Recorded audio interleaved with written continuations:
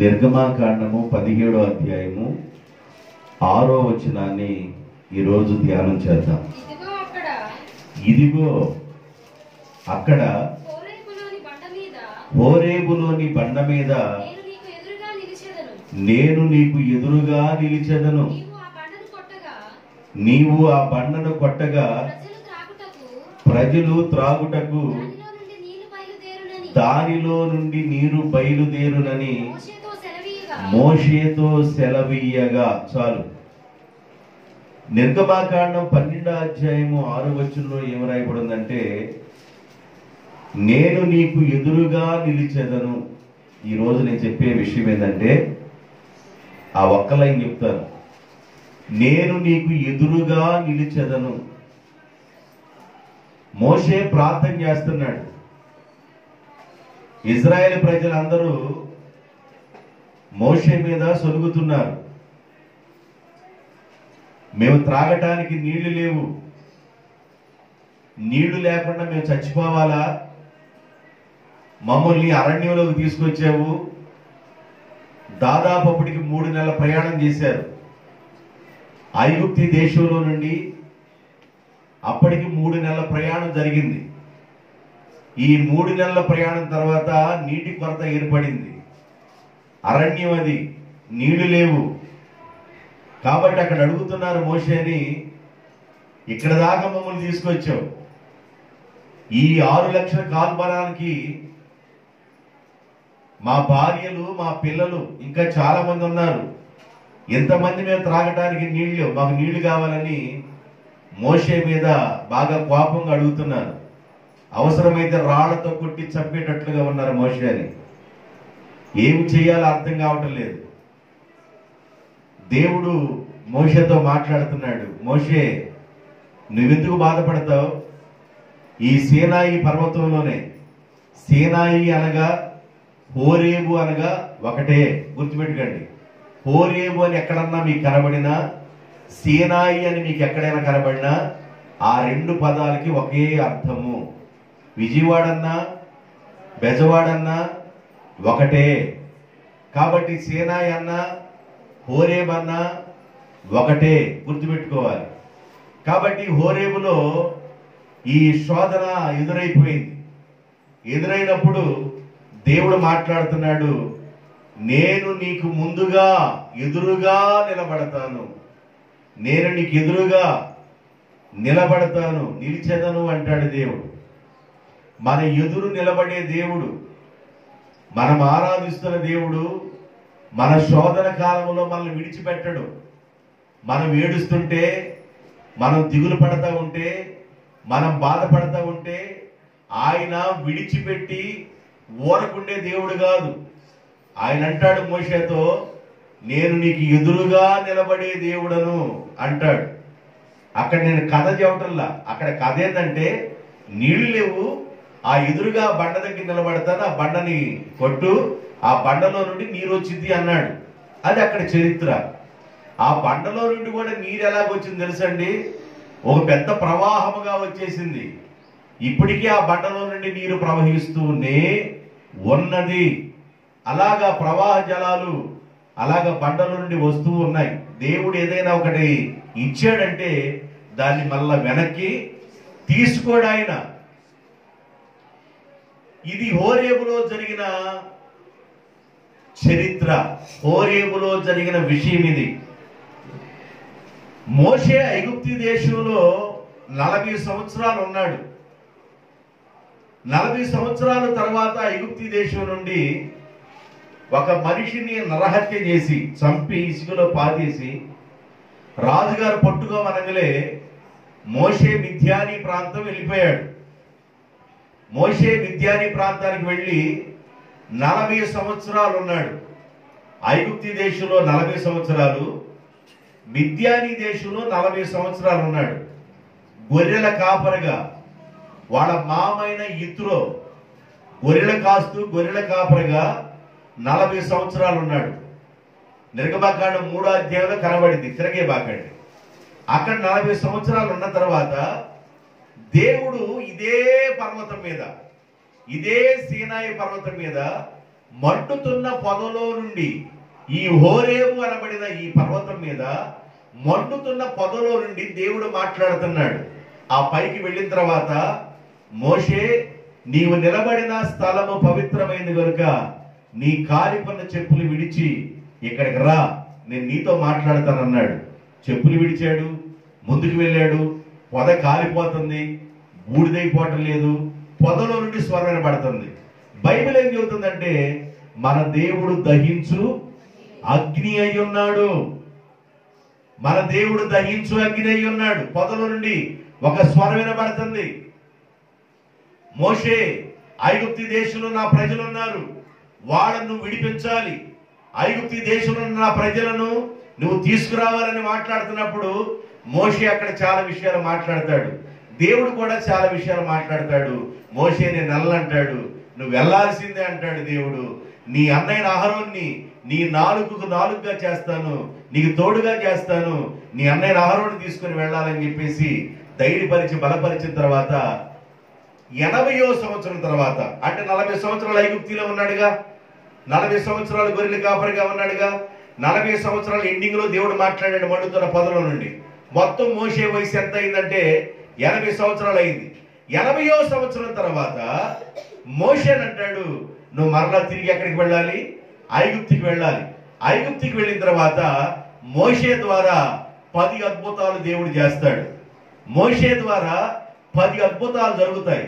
10 అద్భుతాల తర్వాత ఐగుప్తు యొక్క ప్రథమ సంతానం, ఐగుప్తు యొక్క పిల్లల్లో ఉన్న ప్రథమ సంతానం అందరూ చనిపోతే ఇజ్రాయేలీలందరూ క్షేమంగా ఉన్నారు.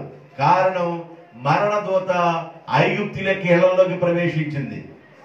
కారణం ఏంటంటే, మోషేతో దేవుడు ముందుగానే చెప్పాడు, ఇజ్రాయేలు యొక్క ప్రతి గడప కమ్ముకి రక్తపు గుర్తుండాల.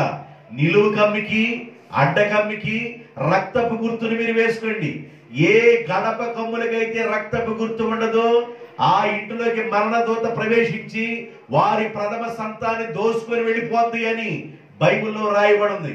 అలాగే దేవుడు మోషేతో ఏం చెప్పాడో చెప్పినట్లుగా ఇజ్రాయెల్ ప్రజలందరూ ఆ మాటకి విని లోబడిపోయి మరణ దూత సంచరించే సమయానికల్లా వాళ్ళ నిలువు కమ్ములకి, అడ్డ కమ్ములకి రక్తపు గుర్తు వేసుకొని వాళ్ళు లోపలికి కూర్చొని ప్రార్థన చేసుకుంటున్నారు.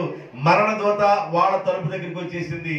ఆ రక్తపు మరక చూసింది, మరలా జస్ట్ వెనక్కి వెళ్ళిపోయింది. మరలా కాస్త ముందుకు వెళ్ళింది మరణ దూత, మరలా గడప కమ్ములు చూసింది.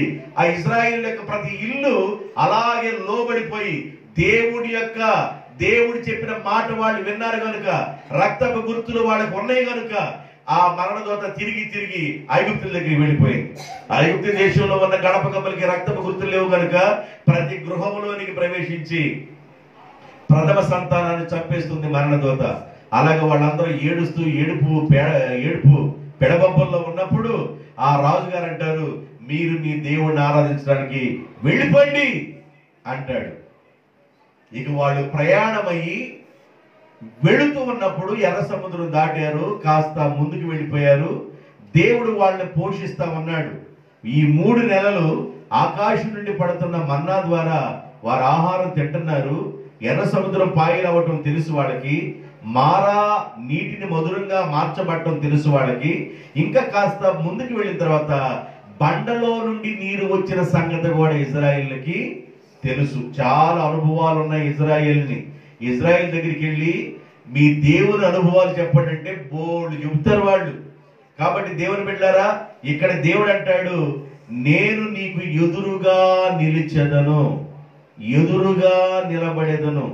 దేవుడు మనకి ఎదురుగా నిలబడినప్పుడు మనం ఆత్మ సంబంధమైన నేత్రాలతో దేవుణ్ణి తాకటానికి ప్రయత్నం చేయాలి, దేవుని పాదాలు పట్టుకోవడానికి ప్రయత్నం చేయాలి. యాకోబు ఎబ్బేకురేవు దగ్గర దేవుని పాదాలు పట్టుకున్నట్లుగా మనము దేవుని పాదాలు పట్టుకోవడానికి ప్రయత్నం చేయాలి. మొదటి యోహాను రాసిన పత్రిక 1వ అధ్యాయము 1వ వచనంలో ఏం రాయబడిందో చూడండి. మొదటి యోహాను రాసిన పత్రిక 1వ అధ్యాయం 1వ వచనం, జీవవాక్యమును గూర్చినది ఆది నుండి ఏది ఉండెనో, మేము ఏది విన్నామో, మా కన్నులార మేము ఏమి చూసామో, ఏది నిదానించి కనుగొంటిమో, మా చేతులు దేనిని తాకెనో. ఆగండి, నేను నీకు ఎదురుగా నిలబడతానన్నప్పుడు మన చేతులు దేవుని యొక్క స్పర్శను తాకుతున్నట్లుగా నీవు ఆ అనుభవానికి రావాలి. దేవుడు అంటాడు, శ్రమలో ఉన్న నేను నిన్ను విడిచిపెట్టను, రాళ్లతో వాడు కొడతారంటే నేను విడిచిపెట్టను, నువ్వు నిట్టూర్పుని విడుస్తున్నప్పుడు, నువ్వు వ్యాధంలో ఉన్నప్పుడు, నువ్వు బాధల్లో కష్టంలో ఉన్నప్పుడు నేను నిన్ను విడిచిపెట్టను, నేను నీకు ఎదురుగా నిలబడి ఉంటాను. ఆపదల్లో ప్రజల్ని విడిచిపోవచ్చు, ఇబ్బందుల్లో ప్రజలు నీకు దూరం అయిపోవచ్చు, శ్రమంలో ప్రజలు నిన్ను విడిచిపోవచ్చు, నీ కష్టకాలంలో ప్రజలు నిన్ను విడిచిపోవచ్చు. కానీ దేవుడు అంటాడు, నేను మాత్రం నిన్ను విడిచిపెట్టను, నీకు ఎదురుగానే ఉంటాను.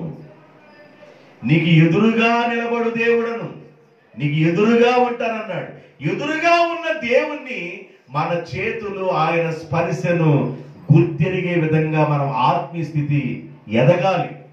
అదే అపోస్తులు చెబుతున్నారు, మేము నిదానించి ఏమి కనుగొన్నామో, మా కన్నులు ఏదైతే చూసినాయో, మా చెవులు ఏదైతే విన్నాయో, మా చేతులు దేన్నైతే తాకినాయో దాన్ని మేము చెప్పకుండా ఉండలేము అన్నారు. కాబట్టి మన చేతులు దేవుని యొక్క స్పర్శను మనం తాగుతున్నట్లుగా మనం ఆ ఆత్మ సంబంధమైన అనుభవంలోనికి రావాలి.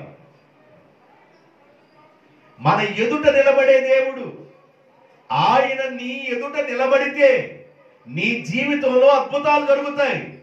ఆయన నీ ముందు నిలబడితే నీ జీవితంలో అద్భుతాలు జరుగుతాయి. ప్రభు అంటాడు, నా దూతను నేను నీకు ముందుగా ఉంచుతాను. దేనికి ప్రభు అంటే, మెట్టగా ఉన్న మార్గాన్ని సదును చేసి సరళం చేయడానికి నా దూతను నేను నీకు ముందుగా పంపుచున్నానన్నాడు. దేవుడు తన దూతని ముందుగా పంపిస్తూ ఉంటాడు. దేవునికి స్తోత్రం, హల్లెలూయా. కళ్ళు మూసుకొని వినేవాడు కూడా దేవుని స్తోత్రం. స్టడీగా ఉన్నారండి, కళ్ళు మూసుకొని వింటా కూడా ఎంత స్టడీగా ఉన్నారంటే, నాకు నా కన్య ఉన్న ఆళ్ళ మీదకి వెళ్ళింది, కళ్ళు ఎవరు మూసుకున్నారో ఆళ్ళ మీదకి వెళ్ళింది. ఎందుకంటే కాస్త ఉదయాన్నే కొద్ది తిని వస్తాం కదా, ఆ కొంచెం మందంగా ఉండిద్ది వ్యవహారం కొంచెం మందంగా ఉండిద్ది. నేను 45 నిమిషాలు చెప్పేలోపు నీ మందం అంతా దిగిపోద్ది. ఏంద్రా బాబు అంటే, ఏమి లేదు, అయిపోయింది ప్రార్థన, వెళ్ళిపోవడం ఇంకా.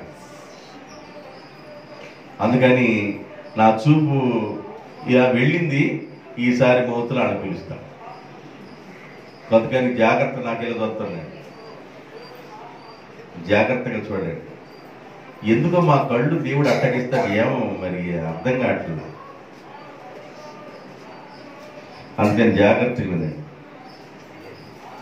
దేవుడు తన దూతను మనకి ముందుగా ఉంచుతాడు. తన దూతను దేవుడు ఎందుకు ముందుగా ఉంచుతాడంటే, మనకి అప్ అండ్ డౌన్స్ ఉంటాయి, మన మార్గంలో ఎత్తుగా ఉంటాయి, వాటన్నిటిని చదును చేసి మార్గము సరళము చేయడానికి దేవుడు తన దూతను ముందుగా పంపుతాడు. కాబట్టి దేవుడే మనకు ముందుగా ఉంటే మనకి మేలు. ఇజ్రాయేలు సైన్యమునకు ముందు నడిచిన దైవమా, ఈ పాట చక్కగా పాడుకున్నారు కదా ఆ రోజున వాళ్ళు. ఇజ్రాయేలు సైన్యమునకు ముందు నడిచిన, ఇజ్రాయేలు సైన్యమునకు ముందు నడిచిన, మాతో తోడనుండి మమ్ము నడిపించుమా, నేడు మాతో తోడనుండి. ఆ ఒక్క వచ్చినారు, మళ్ళీ బుక్ తీసుకురాబోతుంది, మళ్ళీ నేను ఏడపడ్డా సరే, అది నా ఒక్క వచ్చింది.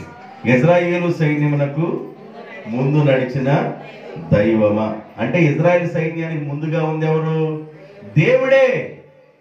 దేవుడే ముందుగా ఉంటే నీకు క్షేమం జరుగుతుంది. దేవుడే నీకు ముందుగా ఉండాలి. మన ప్రయాణానికి ముందుగా దేవుడు ఉండాలి. మీరేమనుకోబాకండి,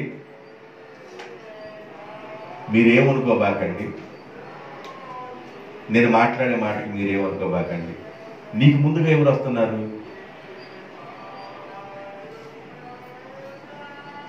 నీకు ముందుకు ఎవరు వస్తున్నారు? ప్రయాణమైన వెళుతున్నప్పుడు నీకు ముందుకు ఎవరు వస్తున్నారు? ఏదమ్మా, మనం ఏం చేసామంటే మన పిల్లలకు, మన యజమానికి మనం అలా నేర్పించాం. నేను నీకు ముందుగా వస్తాను, క్షేమంగా ఉంటుందని. ఇక నేను అంతకంటే ఎక్కువ మాట్లాడనండి, అయ్యో, ఎందుకంటే ఎక్కువ మాట్లాడకూడదు. మనం అలా నేర్పించకూడదు. ఆడ ప్రయాణానికి దేవుడు ముందుగా వస్తాడని చెప్పాలి. దేవునికి స్తోత్రం. దేవుడు ముందుగా వస్తాడని మనం పునాదిని వేయాలి. దేవుడే మనకు ముందుగా వస్తాడు. ఒక్కోసారి మనం ప్రయాణమై వెళుతున్నప్పుడు మార్గ మధ్యలో ఏదైనా ఆటంకాలు జరిగినప్పుడు, ఈ రోజు నీకు ఎదురు పడ్డాది ఎవరు అని అడుగుతారు. ఎవరో ఒక మనిషిని ఎదురు పడితే, ఏదో ఒక మనిషిని ఎదురు పడితే, ఏదో ఒక మనిషి తుమ్మితే, ఏదో ఒక నల్ల పిల్లి ఎదురొస్తే, ఏదో ఒక నక్క, ఏదో ఒక కుక్క ఎదురొస్తే నీకు అన్ని అపశకునాలు జరుగుతాయనే విశ్వాసం నీలో బలంగా ఉంది కనుక నువ్వు తుమ్మినా కూడా ముక్కులప్పుడు జలుబు రాగలే, అందుకే వచ్చిందంటారు. తుమ్మితే ముక్కులప్పుడు జలుబు ఉంటే రాదా? అంటే నల్ల పిల్లి ఎదురొస్తేనే ముక్కు అమ్మడు జలుబు వచ్చిందా? నల్ల కుక్క ఎదురొస్తేనే ముక్కు అమ్మడు జలుబు వచ్చిందా? లేదో ఫలానా విధవరాలు ఎదురొస్తే ముక్కు అమ్మడు జలుబు వచ్చిందా?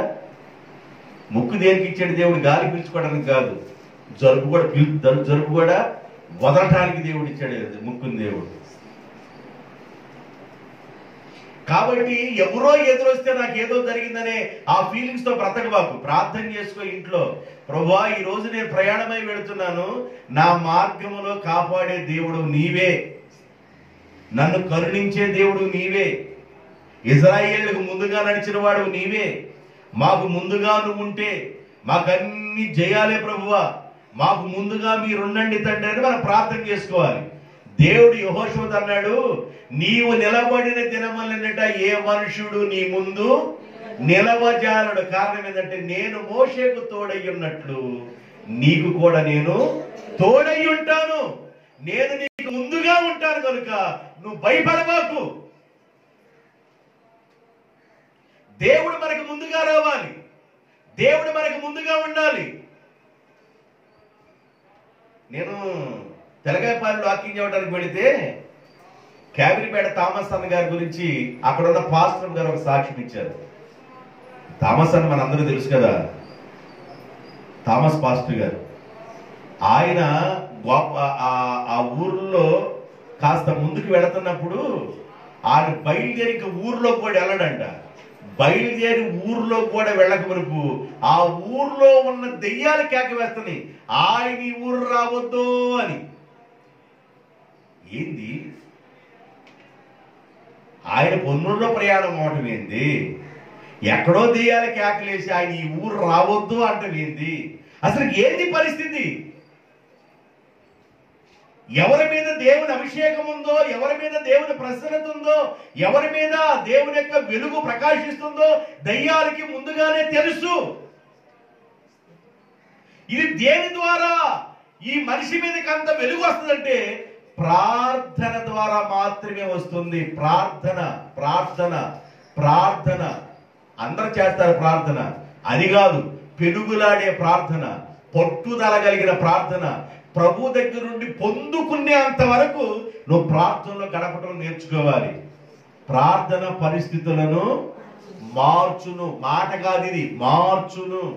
ప్రార్థన మన జీవితాలని పరిస్థితులు మార్చిద్ది. ప్రార్థన బుల్లెట్ లాగా పనిచేస్తుంది.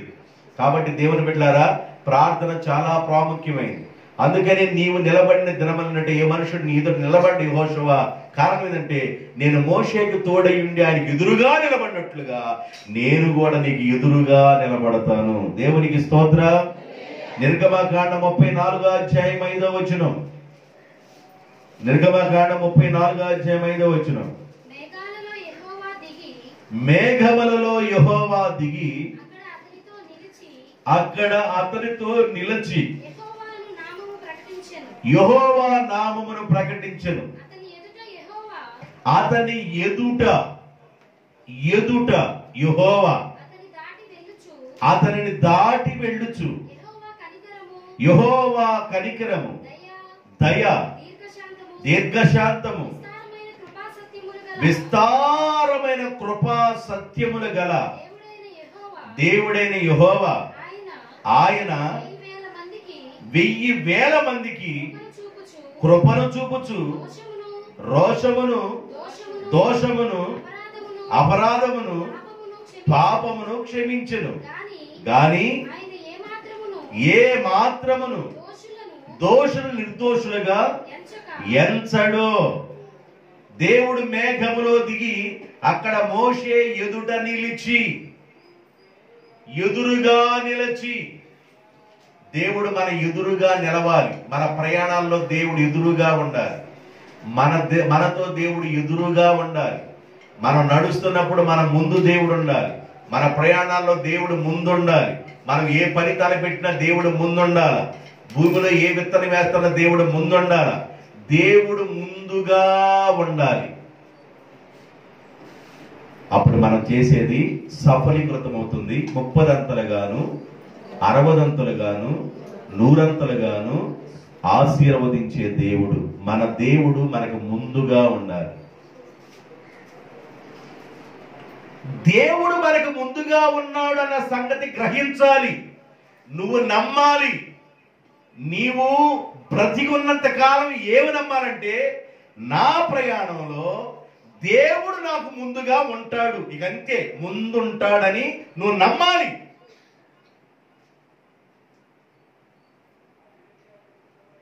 ఆయన నిన్ను ఆవరించి ఉంటాడని నువ్వు నమ్మాలి. ప్రవక్త అయిన బిలాముకి ఈ విషయం అర్థం కాల. ఎవరికి అర్థం కాలేదు? దేవుడు నాకు ముందుగా ఉంటాడన్న సంగతి ప్రవక్త అయిన బిలాముకి అర్థం కాల. ఆయన ప్రవక్తే, కానీ బిలాముకి అర్థం కాల.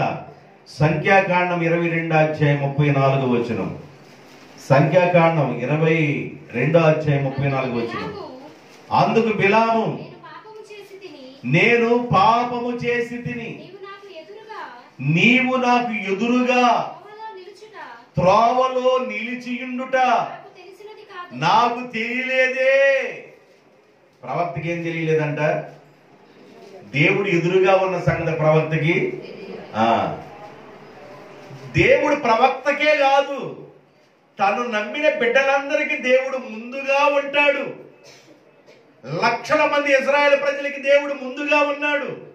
లక్షల మంది నడిపించే ప్రవక్త అయిన మోషేకి ముందుగా ఉన్నాడు. లక్షల మంది నడిపించే యెహోషువకి దేవుడు ముందుగా ఉన్నాడు. దేవుడు తన బిడ్డలైన వారందరికీ ముందుగా ఉండే దేవుడు. ఈ సత్యం ఎవరికి అర్థం కావట్లేదంట? ప్రవక్తకు అర్థం కాల. అప్పుడు చెబుతున్నాడు, అయ్యా నేను పాపం చేశానయ్యా, గాడిదని ఇష్టం వచ్చినట్లు తన్నానయ్యా, గాడిద నోరు తెరిచేంత వరకు నాకు అర్థం కాలేదు నాయన, నేను పాపం చేశానయ్యా, నీవు నాకు ఎదురుగా నిలవబడిన సంగతి త్రోవలో నాకు అర్థం కాలేదు నాయనా. మన ప్రయాణాల్లో దేవుడు ఎదురుగా ఉంటాడు. దేవునికి స్తోత్రం, హల్లెలూయా. నీ ప్రయాణంలో దేవుడు ఎదురుగా ఉంటాడు.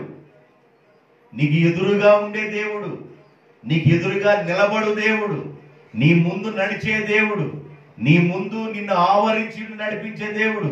కాబట్టి నీ ప్రయాణంలో దేవుడు నీకు ముందుగా ఉన్నాడని నీవు చనిపోయేంత వరకు నమ్ము, నాకు దేవుడు ముందుగా ఉన్నాడు. ఇక నీకు ముందు ఎవరు లేదు, దేవుడు ఉన్నాడు అంతే. దేవుడు నువ్వు ముందు పెట్టుకో. దేవుడిని ముందు పెట్టుకొని ఏదైనా పని ప్రారంభించు. దేవుడు నీకు ముందుగా ఉన్నాడు. ఆయనే నిన్ను నడిపించేవాడు. ఆయన నీకు ఎదురుగా ఉన్నాడు. ఆయనే నిన్ను నడిపించేవాడు. ఆయన ఎదురు నిలబడి ఉన్నాడు. ఆయనే నడిపించేవాడు. బైబిల్ ఏం చెప్తుందంటే, నిలబడిన దేవుడు ఏమన్నాడంటే, దినమల్లయో నా చేతులు చాపి చూస్తున్నాను. నేను ఎదురుగా నిలబడి దినమెల్లా నా చేతులు చాపి చూస్తున్నాను. ఈ రోజైనా నా కుమారుడా, ఈ రోజైనా నా కుమార్తె, నీవు నా చేతుల్లోనికి వస్తావా అని ఈ రోజు కూడా నేను చేతులు చాపి చూస్తున్నాను అన్నాడు.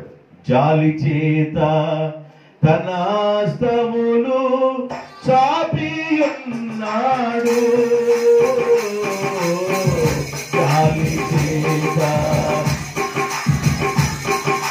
చాపి ఉన్నాడు.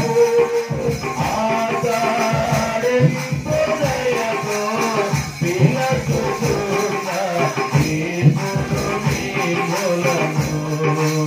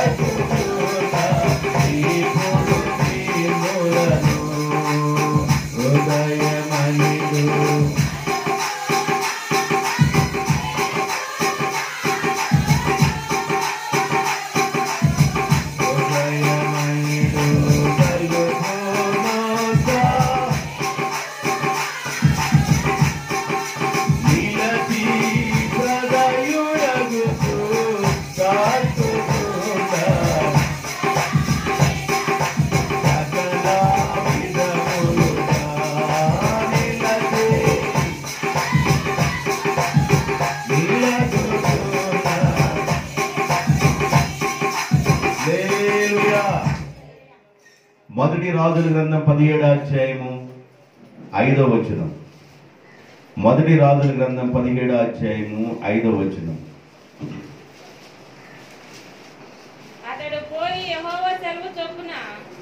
అతడు వెళ్ళి యెహోవా సెలవు చొప్పున యోర్దానునకు ఎదురుగా ఉన్న కెరీతు వాగు దగ్గర నివాసము చేసెను. ఏమయ్యా ఏలియా, నేను చెప్తున్నాను, నువ్వు చెయ్యి. నేను నీకు ముందుగా ఉంటాను, నీకు ఎదురుగా ఉంటాను, నేను నీ ముందు నిలబడి ఉంటాను, నీ ప్రయాణంలో తోడుగా ఉంటా. అయితే నేను ఎదురుగా ఉండాలి అంటే నేను చెప్పిన మాట విను. ఏం చెప్తున్నాడు దేవుడు? 17వ అధ్యాయం 5వ వచనం ఏం చెప్తున్నాడు? యెహోవా సెలవిచ్చిన చొప్పున అతడు యోర్దానుకు ఎదురుగా ఉన్న కెరీతు వాగు దగ్గరికి వెళ్ళి నివాసము చేసను. చదువు, ఏమి జరిగింది? అయితే అక్కడ కాకులు ఉదయమందు రొట్టెను మాంసమును, సాయంకాలమున రొట్టెను మాంసమును ఏలియా యొద్దకు తీసుకొని వచ్చి ముక్కు తగిలించుకొని వచ్చి ఏలియా ముందు వదిలేసి వెళ్ళిపోతున్నాయంట. అబ్బా, 3.5 సంవత్సరాలు భూమి మీద కరువు వచ్చింది, ప్రజలందరూ అల్లాడుతా ఉన్నారు. కానీ దేవుడు అంటాడు, నేను చెబుతున్నాను, నేను నీకు ముందుగా వెడతాను, నేను చెప్పిన ప్రాంతానికి నువ్వు రా. అతను యోర్దానుకు ఎదురుగా ఉన్న కెరీతు వాగు దగ్గరికి వచ్చి అక్కడ నివాసం చేస్తూ ఉండగా ఉదయము సాయంకాలం రొట్టెను మాంసమును ఉదయం సాయంకాలం కాకులు తీసుకొచ్చి ఏలియాకి ఇచ్చి పోషిస్తూ ఉన్నాయి. కారణం ఏంటంటే దేవుడు అన్నాడు ఏలియాతో, నేను నీకు ఎదురుగా ఉంటాను, నా మాట విను. వాగులో ఉన్న నీళ్లు ఎండిపోయాయి. 3.5 సంవత్సరాలు వర్షం పడకపోతే భూమి మీద వాగులు కూడా ఎండిపోతాయి కదా. వాగులో ఉన్న నీళ్లు ఎండిపోయాయి. ప్రభువా, నువ్వు నాకు రొట్టెని ఇస్తున్నావు, మాంసం ఇస్తున్నావు, మంచిదేనయ్యా. నీళ్లు లేవు నాయన, చచ్చిపోతాను ప్రభువా. ఆహా, అదే రూట్లో పడి నువ్వు ఎక్కడికి వెళ్ళాలి? ఏ ఊరు వెళ్ళాలి? సారేపతి అనే ఊరికి వెళ్ళిపో. అక్కడ నేను నీకు ఎదురుగా ఉంటాను, అక్కడికి వెళ్ళు. ఒక విధవరాలు ద్వారా నేను నిన్ను పోషిస్తాను అన్నాడు. ఆ విధవరాలు తొట్టులో కొద్దిగా పిండి, గుడ్డులో కొద్దిగా నూనె ఉంది, 2 అప్పాలు అంటే 2 రొట్టెలు చేసుకోవడానికి. 2 రొట్టెలు. మీరు వార్తలు వింటున్నారా? కోటా బియ్యం మీరు చూసి మీరు వేరుగా ఫీల్ అవుతున్నారేమో. కోటా బియ్యంలో సరిపోయిన పోషకాలు ఉన్నాయి, కోటా బియ్యంలో రొట్టెలు చేసుకొని బాగా తినండి అని చెబుతున్నారు. అనౌన్స్మెంట్. కొంతమంది కోటా బియ్యం చేస్తారంటే భద్రంగా దాచి ఉప్పు ఉడికేసేస్తాం. కోటా బియ్యంతో అట్లు పోసుకోండి, కోటా బియ్యంతో దెబ్బ రొట్టెలు వేసుకోండి. సులభి ఏంది పోలు అన్నట్టు చెబుతాడు అనుకున్నావా? నేను చెప్పేది వాస్తవం అన్నమాట. నేను ఒక న్యూస్ విని చెప్తున్నాను. దాంట్లోనంట పోషకాలు ఉంటాయంట. దాంట్లో ఏమున్నాయి? పోషకాలు ఉన్నాయి, దాన్ని భద్రపరుస్తారు, పోషకాలు ఉంటాయి, మీరు దాన్ని వేస్ట్ చేయబాకండి అని చెప్తున్నారు. ఇక ఎవరు ముగ్గులోడికి ఎగిరిక, ముగ్గులు ఎవరు వేస్తున్నారులే, ఉప్పోడికి ఎగిరి కొద్ది దాచుకొని జాగ్రత్తగా. అట్లాగా మధ్యాహ్నం పూట కాస్త మధ్యాహ్నం పూట ఏదన్నా ఒక రొట్టెని వేసి పెట్టండి ఇంట్లో వాళ్ళకి. ఒక్క రొట్టె వేయండి అమ్మ మధ్యాహ్నం పూట. మధ్యాహ్నం అన్నం 1 గంట తింటున్నారు, సాయంకాలం 7-8 గంటల 20 లోపు 4 గంటలప్పుడు అంత రొట్టేసి పిల్లలకు ఇంట్లో యజమానికో పెట్టండి. రొట్టెలన్నీ తిని ఇంట్లో యజమానికి వద్దా పెట్టాలి మేము అంటారు. మీరు పెట్టండి, యజమాని మంచిగా చూస్తే కదా యజమాని బాగా చూసింది. మనం ఇంట్లో పిల్లలకి సాయంకాలం స్కూల్ నుంచి వచ్చేసరికి వాళ్ళకి చిన్న స్నాక్స్ ఎలా తయారు చేయాలో ఎవరికి తెలియకపోతే మామూలు వంటలకు వెళ్ళండి, పిల్లలకి స్నాక్స్ ఎలా తయారు చేయాలో మేము చెబుతామని అమ్మకి చెబుతున్నారు. వినేమని చేస్తున్నారా? మాడేసి పడేస్తున్నారు. వినేం చేస్తున్నారా? చక్కని వంటలు చూపిస్తున్నారే. ఒకరోజు చెడగొట్టు, రెండో రోజు సరిగ్గా, ఒకరోజు కుదరలా, రెండో రోజు కుదురుద్దిగా. ఉప్పు ఎక్కువ వేయటమో ఉప్పు తక్కువ వేయటమో. ఆ బోండా ఒక్కటానికి ఏంది చెబుతాడు, తక్కువ అవ్వటానికి ఏంది చెబుతాడు, సరిగ్గా చెప్తారు కదా. చేసి పెట్టండి పిల్లలకి. ఓ నాయన మేము చేసుకోవటం కాకపోతే పిల్లలకి ఇంకా చేసి పెడతామంటారు. మీరు చేసి పెట్టండి. నీ పిల్లలు ఆరోగ్యంగా ఉండాలంటే పిల్లలుగా ఉన్నప్పుడే మంచి పోషకాలు వాళ్ళకి ఇవ్వాలి. దేవునికి స్తోత్రం. చిన్న పిల్లలకు ఉన్నప్పుడే వాళ్ళకి మంచి ఫుడ్ పెట్టాలి. సటన్ ఏజీకి వచ్చేసరికి ఇక తినటం ఏముండదు, ఎక్కువ తినలేం. ఒక ఏజీకి వచ్చేసరికి ఇంత మొత్త చాలమ్మా, ఇంత చాలమ్మా, ఇంత చాలమ్మా అంటాం. చిన్నపిల్లలు ఉన్నప్పుడే తల్లులు అలా చూసుకుందరుగాక. రైట్. ఇప్పుడు ఏమంటాడు దేవుడు? తొట్టిలో కొద్ది పిండి ఉంది, గుడ్లో కొద్ది నూనె ఉంది, ఆమె ఏమైనా బాధపడుతుంది అక్కడ, నేను నిన్ను అక్కడ పంపిస్తున్నాను, నీ ద్వారా ఆమెను ఆమె ఇంటి వాళ్ళు కూడా పోషిస్తాను, నేను మీతో ఉంటాను, మీకు ఎదురుగా ఉంటాను, నిలబడి ఉంటాను, నేను మిమ్మల్ని పోషిస్తాను అన్నాడు దేవుడు. ఏలియాకి ఎదురుగా నిలబడి పోషిస్తున్న దేవుడు, మోషేకి ఎదురుగా నిలబడి మాట్లాడుతున్న దేవుడు, యెహోషువకి ఎదురుగా నిలబడి నీకు జయమొచ్చిందని చెప్తున్న దేవుడు. మరి ఒక మాట చూపిస్తాను. మత్తయి సువార్త 8వ అధ్యాయము 28వ వచనం. ఇంకా 2-3 మాటలు చెప్తాను, జాగ్రత్తగా వినండి. మత్తయి సువార్త 8వ అధ్యాయం 28వ వచనం. ఆయన అద్దరినున్న గదరేనీయుల దేశమునకు చేరగా దయ్యములు పట్టిన 2 మనుషులు సమాధులలో నుండి బయలుదేరి ఆయనకి ఎదురుగా నిలబడెను. జాగ్రత్తగా వినండి. ఇప్పుడు దాకా దేవుడు ఎవరి ఎదురు నిలబడ్డారంట? ఇప్పుడు దాకా మనుషులకి ఎదురు దేవుడు నిలబడ్డాడు. ఇప్పుడు సర్వశక్తిమంతుడైన దేవునికి ఎదురుగా నిలబడెను. సమాధులలో నివాసం చేస్తున్న 2 మనుషులు వాళ్ళ దగ్గరికి వెళ్ళి ఎవరు వాళ్ళ సాధు చేయలేకపోతున్నారు, రాక్షసంగా ప్రవర్తిస్తున్నారు, రాత్రి వేళ అరుస్తున్నారు, గొడవ చేస్తున్నారు. ఆ 2 మనుషులు గదరైన ఆ దేశానికి, ఆ ప్రాంతానికి యేసుప్రభు ఎప్పుడైతే వెళ్ళాడో ఆ ప్రాంతానికి వెళ్ళినప్పుడు సమాధుల్లో నుండి 2 మనుషులు వచ్చి యేసయ్యకి ఎదురుగా నిలబడి ఏమన్నారు? మిగుల ఉగ్రులు. ఉగ్రులు అంటే ఏంటి? ఉగ్ర రూపం అంటే ఎట్లా ఉండిద్ది? ఎట్లా చూస్తారు? కోపం వచ్చినప్పుడు ఎట్లా చూస్తారు? చుట్టుమా నగరం ఆయన అడగమంటావా? కోపం వచ్చినప్పుడు ఎట్లా చూస్తారు? కళ్ళు చాలా పెద్దవి చేసి, కళ్ళు ఎర్రని చేసి, అసలుకి కోపం వస్తే వేరుగా ఉంటాం. మనిషికి కోపం వస్తే అంత వేరుగా ఉంటుంది. వీళ్ళంట ఉగ్గురులయ్యారంట. ఉగ్గురులు అంటే ఏంటంటే కోపానికి మించింది ఆ పదం. ఉగ్గురులై చదువమ్మా.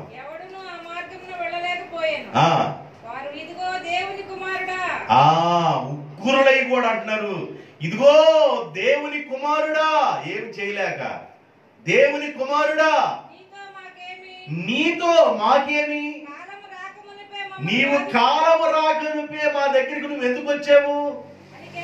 కేకలు వేశారు. వారికి దూరమున, ఈ మాట్లాడుతూ దెయ్యాలు మాట్లాడుతున్న వారికి దూరమున గొప్ప పందుల మంద 2000 పందులు మేస్తా ఉన్నాయి. అమ్మా నేనేమనుకున్నాను, పందుల మంద ఏం చేస్తున్నాయంట? మేతని ఉంది అక్కడ. పందుల మంద ఏంటంటాయమ్మా?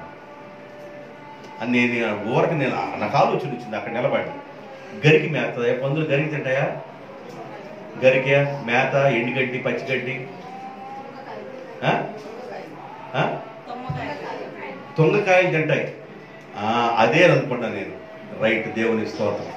ఇప్పుడు తొంగకాయలు అవి తింటా ఉండగా, లేదా ఆ తొంగకాయలు అనుకోండి, తొంగకాయలు తింటా ఉండగా ఆ దయ్యములు నీవు మమ్ములను ఒకవేళ ఈ ఇద్దరు మనుషుల్లో నుండి ఒకవేళ ఎలగొడితే ఆ పందుల మందులోనికి మమ్మల్ని పంపించండి వేడుకొనెను. ఆ దయ్యాలను పంపనగా అవి ఆ ఇద్దరు మనుషులను వదిలి ఆ పందుల మందులోకి వెళ్ళిపోయాను. ఒక్కొక్కసారి ఈ పాయింట్ ఎందుకు నేను కరెక్షన్ చేశానంటే, మీకు వాక్యం జ్యోతి ఈ పాయింట్ ఎందుకు కలిపానంటే, ఒక్కోసారి నీకు ఎదురుగా నిలబడేవి, ఉగ్ర రూపం ధరించేవి శోధనలు, కష్టాలు కనబడతాయి. భయపడబాబు.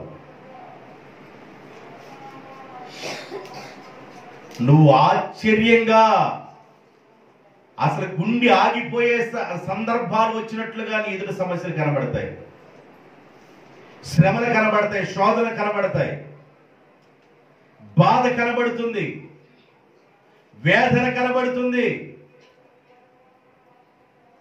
ఉగ్ర రూపం ధరించిన కొన్ని శ్రమలు కనబడతాయి. భయపడబాబు, అవే అక్కడి నుండి వెళ్ళిపోతాయి. దేవునికి స్తోత్రం. నీకెదురుగా ఉన్న సమస్య అది కొండలాగా లేదు, పర్వతంలాగా ఉందనుకోండి. నీ తలెత్తిన కూడా పర్వతం అవతలే ఉంది, అర్థం కావట్లా. పర్వతమే కనబడుతుంది. అంటే నీ శోధన, నీ కష్టకాలం, నీ ఇబ్బంది అలా కనబడుతుంది. దేవుడు అంటాడు, నేను మరలా నీ ఎదురుకు వస్తే పర్వతములాగా, కొండలాగా నిలబడిన ఆ సమస్య మంచులాగా కరిగిపోయి నీ కాళ్ళ కిందకు వస్తుంది. దేవునికి స్తోత్రం. ఈ విషయాన్ని గమనించండి. ఎందుకు చెబుతున్నానంటే, మనం సేవలో, నేను వెళుతున్న సేవలో నువ్వు బ్రతుకుతున్నా, ఒకవేళ విశ్వాస జీవితంలో బలంగా నువ్వు ఉండాలని ప్రయత్నం చేసినా, ఒక బలమైన ఎదురయ్యే సమస్యలు నీకు మించి ఉంటాయి, ఒక్క రూపం దాల్చి ఉంటాయి. అవి నీకు ఎదురుగా నిలబడతాయి. బైబిల్ అదే చెబుతుంది, నీకు ఎదురుగా ఉన్న దుర్గములను నేను కూలదోసే దేవుడను అంటాడు. దుర్గాలను కూలదోస్తాడు దేవుడు. ఇలా నేను చెప్పుకుంటూ వెళ్తే కామాలు, పునుస్టాపులు లేకుండా చెప్తాను. మీకు ఇంతవరకు చాలు అనుకుంటున్నాను. అయితే 2-3 రిఫరెన్సులు వివరించకుండా మీకు ఇస్తాను, చదువుకండి. ఎస్తేరు గ్రంథం 5వ అధ్యాయం 1వ వచనం, ఎస్తేరు గ్రంథం 7వ అధ్యాయం 7వ వచనం. 3వ దినమందు ఎస్తేరు రాజభూషణములు ధరించుకొని రాజనగరం యొక్క ఆవరణములలో రాజు సన్నిధికి వెళ్ళి ఎదురుగా నిలిచెను. రాజు తన బంగారపు దండమును చూపించగా ఎస్తేరు దండాన్ని తాకి దండం పెట్టెను. ఎస్తేరు మీద రాజుకి దయ కలిగెను. ఏం కావాలమ్మా? ఇంత రాజ్యసభలోనికి వస్తే మెడకాయ మీద తలకాయ ఉండదని శాసనం ఉన్నా కూడా నువ్వు తెగించి వచ్చావంటే నీదేదో అవసరతలో ఉన్నావు నాకు అర్థమవుతుంది. రాజ్యంలో సగం కావాలా? ఏం కావాలి? ఏం అవసరం లేదు. నువ్వు సాయంకాలం వేళ భోజనానికి వస్తూ హామాన్ని కూడా భోజనానికి తీసుకురా, నేనేమంటలా, భోజనం పెడతాను. ఈ మాట రాజుగారికి సంతోషం వేసింది. హామాను కూడా రాజుగారి కంటే సంతోషం వేసింది. రాజుగారితో పాటు నన్ను కూడా భోజనం పిలిచిందంటే నేను రాణి హృదయంలో ఎంత ఉన్నతంగా ఉన్నాను అనుకున్నాడు ఆయన. సరే 7వ అధ్యాయం 7వ వచనం ఇస్తారు చూడండి. ఇప్పుడు ఈయనేమన్నా రాజు ఎదురు నిలబడింది. ఎక్కడ 5వ అధ్యాయం 1వ వచనంలో హామాను ఎక్కడ నిలబడ్డాడు చూడండి. విడిచి పోయెను. రాజు హామానుకు ఏదో హాని చేయనని ఉద్దేశించాడని హామానుకు అర్థమైపోయి రాణి అయిన ఎస్తేరు ఎదుట తన ప్రాణము కొరకు విన్నపము చేయడానికి ఆమె దగ్గర ఉన్నాడంట. నాకు అక్కడ ఒక పదం రాయబడింది, ఆ పదానికి అర్థం కావట్లేదు. చెయ్యి మీద ఉన్నాడా? చెయ్యి కనబడతల్లా. చెయ్యి కాదు అది. ఏం పదం అది? చదవండి. అంటే ఏంటి? చెయ్యి అంటే మంచమా? నాకు తెలియలే ఆ పదం. ఆ మంచం మీద ఉన్న దగ్గరికి వెళ్ళి ఉన్నామంటే రాజుగారికి ఇంకో టైపులో అర్థమైందంట. పోయే కాలం వచ్చినప్పుడు వేరు వేరు టైపులు అర్థమవుతుంది. ఈయనకి వేరే టైపులు అర్థమైపోయి నా ముందే రాణిని బలత్కారం చేయబోతున్నావా అని చప్పలు కొట్టాడంట. ఎవరచ్చట అని రాట నల్ల ముసుగు తీసుకొచ్చి ముఖాన్ని తగ్గించేశారు. ఎవరికి? అంతే సంగతులు. నా ముందే నా భార్యను నువ్వు బలవంతం చేయబోతున్నావనే ఫీలింగ్స్ తనకు వచ్చింది. ఆయన ఏమన్నా ఆమె దగ్గరికి వచ్చి బతిమలాడుకుంటాడు అమ్మా అని ఎదురు నిలబడి. ఎంతకుముందు ఏమైనా ఎస్తేరు ఏమైనా రాజు నిలబడింది. ఇప్పుడు ఎస్తేరు ఎదుట హామాను నిలబడి బతిమలాడుకుంటున్నాడు.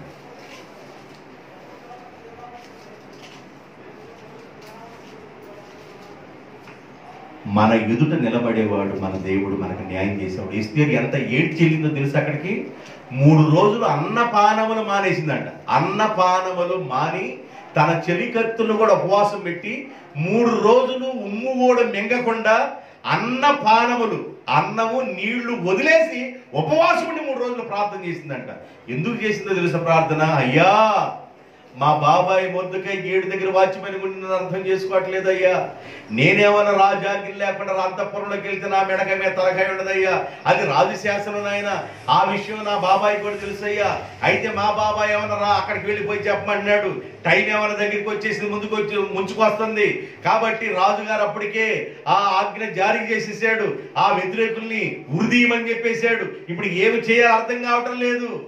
అయ్యా ప్రభువా దేవా, నా జాతిని రక్షించయ్యా, నా స్వజను రక్షించండి అయ్యా, నా స్వజనుల పక్షాన్ని మీరు ఉండండి అయ్యా, అయ్యా అని ఏడ్చిందామె. ఏడ్చి రాజు దగ్గరికి వెళ్ళి తలిగా రాజుగారు దయగలిగింది. ఇప్పుడేమన్నా ఎస్తేరు ఎదుటి ఈయన ఏడుస్తున్నాడు, ఈయనగా మూసుకుపడ్డాడు. మన ఎదుట నిలబడే దేవుడు, మనకి న్యాయం చేసే దేవుడు. దేవునికి స్తోత్రం. మన ఎదుట నిలబడుతున్న దేవుడు మనకు న్యాయం చేస్తాడు. మన ఎదుట నిలబడుతున్న దేవుడు మనకు అన్యాయస్తుడు కాదు. మన ఎదుట నిలబడుతున్న దేవుడు మన ప్రయాణాల్లో ముందుగా ఉండే దేవుడు. నిన్ను విడిచిపెట్టేవాడు కాదు, ఎడబాసేవాడు కాదు, నీకు దూరంగా ఉండేవాడు కాదు. నువ్వు చచ్చిపోయేంత వరకు గుర్తుపెట్టుకోవాల్సిన పాఠం ఏంటంటే, నీ ముందు దేవుడు నిలబడి ఉన్నాడు. నీ స్పర్శ తగలాలి ఆయనకి. ఆయన స్పర్శ నీకు అర్థం కావాలి. మా చేతులు దేనిని తాకెనో, నీ ఎదురున్న దేవుణ్ణి స్పర్శించాలి, నువ్వు తాకాలి. ఆయన స్పర్శ నీకు అర్థం కావాలి. నీ ఎదుట దేవుడు ఉన్నాడనే విషయం నువ్వు మర్చిపోవద్దు. నువ్వు చనిపోయేంత వరకు కూడా నీ ముందు దేవుడు ఉన్నాడు, నీ ముందు దేవుడు నడుస్తున్నాడు, నీ కుడి ఎడమ ప్రక్కల ఆవరించి ఉన్నాడని నీకు అర్థం కావాలి. దేవుడు మనల్ని అలా నడిపిస్తాడు, మనల్ని విడిచిపెట్టడు, మనల్ని ఎడబాయడు. ఆయన మనతో ఉండే దేవుడు. తలలు వంచండి, ప్రార్థన చేసుకుందాం. తలలు వంచండి, చిన్న ప్రార్థన చేద్దాం.